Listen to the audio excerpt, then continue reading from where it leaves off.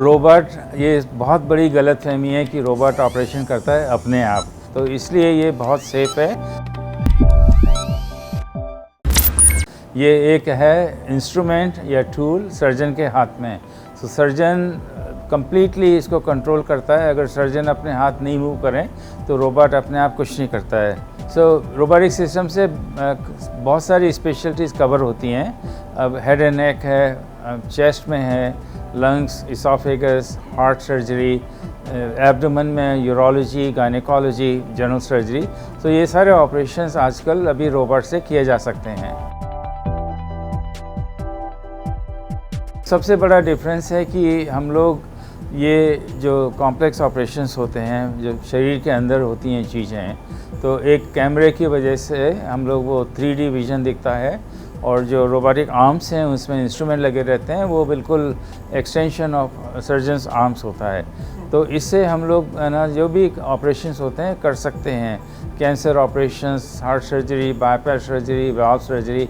Normally दूसरे तरह का जो है अप्रोच है उसमें बड़े बड़े चीरे लगाने पड़ते हैं, तो उससे ना एक तो ट्रॉमा बहुत होता है, दर्द बहुत होता है, कॉम्प्लिकेशन ज़्यादा होती हैं और बहुत लंबी रिकवरी होती है। तो रोबोट छोटे छोटे इंसिडेंट्स की वजह से एक तो बहुत कम दर्द होता है, ट्रॉमा कम होता है, कॉम्प्लिकेशंस कम होती हैं और रिकवरी बहुत तेज़ी से होती है। तो पेशेंट्स जो हैं 1 या 2 या 3 दिन के अंदर घर जा सकते हैं।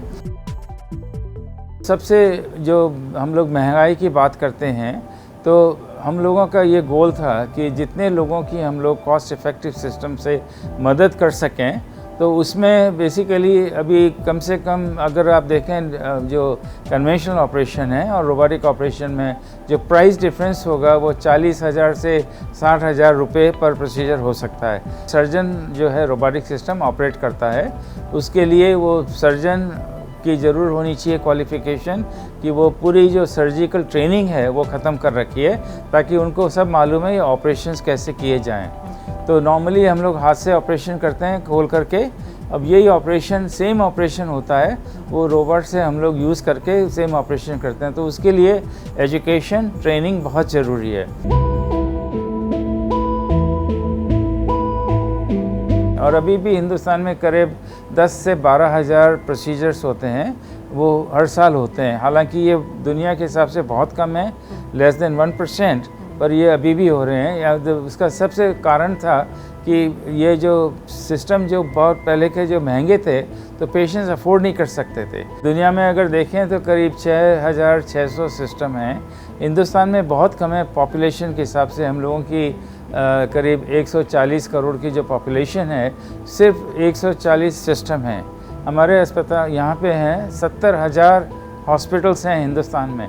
तो इसका मतलब बिकॉज ऑफ द कॉस्ट, हाँ, कि ये पहुँचे नहीं हैं। तो ये एक बार जब पहुँच जाएंगे ना, तो ये तो बिल्कुल एक्सेप्ट हुआ हुआ है, मेन स्ट्रीम में ऑलरेडी है, क्योंकि सबसे बड़ी प्रॉब्लम थी इसकी जो कॉस्ट, और वो हम लोगों ने एड्रेस किए। मेरे हिसाब से अगर जो सिस्टम जैसे होगा और लोगों को हम लोग ट्रेन भी करेंगे, तो 5 साल के अंदर कम से कम 2000 सिस्टम होने चाहिए।